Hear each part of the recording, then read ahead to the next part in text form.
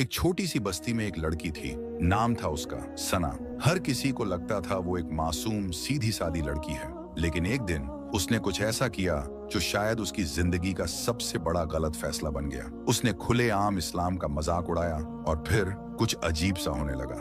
रातों को सिसकियां सुनाई देने लगी, उसके जिस्म पे निशान बनने शुरू हो गए और एक दिन वो लड़की पूरी तरह बदल गई। ये कहानी है उसकी, और उसके साथ जो हुआ वो सुन के आपकी रूह कांप उठेगी। सना एक छोटे से गांव में रहती थी।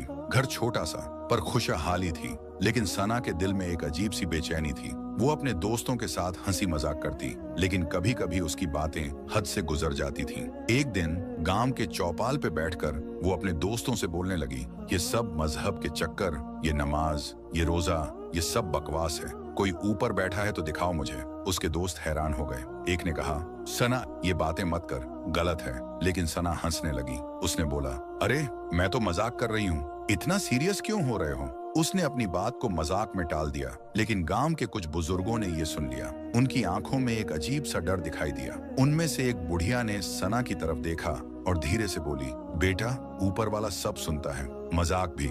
सना ने ये बात अनसुनी कर दी, लेकिन उस रात से कुछ बदलने वाला था, कुछ जो उसकी जिंदगी को हमेशा के लिए तबाह कर देगा। उस रात जब सना अपने कमरे में सो रही थी, एक अजीब सी आवाज उसके कानों में गूंजी और फिर वो खौफनाक सफर शुरू हुआ। रात के तकरीबन 2 बजे थे। सना अपने बिस्तर पर लेटी हुई थी। घर में सन्नाटा था, सिर्फ बाहर से झिंगुरों की आवाज आ रही थी। अचानक उसने महसूस किया जैसे कोई उसके पास खड़ा है। उसने आंखें खोली, लेकिन कमरे में कोई नहीं था।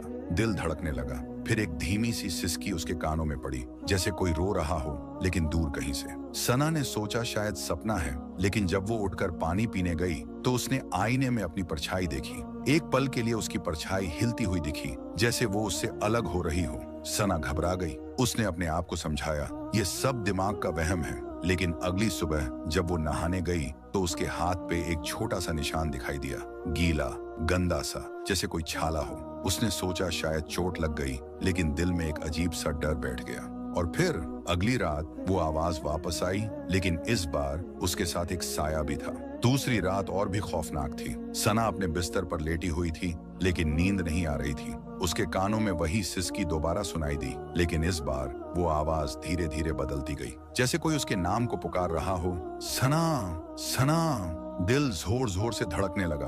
उसने तकिए से मुंह छुपा लिया, लेकिन आवाज रुकने का नाम नहीं ले रही थी। अचानक कमरे के एक कोने से एक साया दिखाई दिया, लंबा, पतला और बेचैनी से हिलता हुआ। सना ने चिल्लाकर लाइट जलाई, लेकिन वहां कोई नहीं था। उसके हाथों में पसीना आ गया। वो रोती हुई अपनी माँ के पास गई और बोली, अम्मी मुझे कुछ अजीब सा हो रहा है। उसकी माँ ने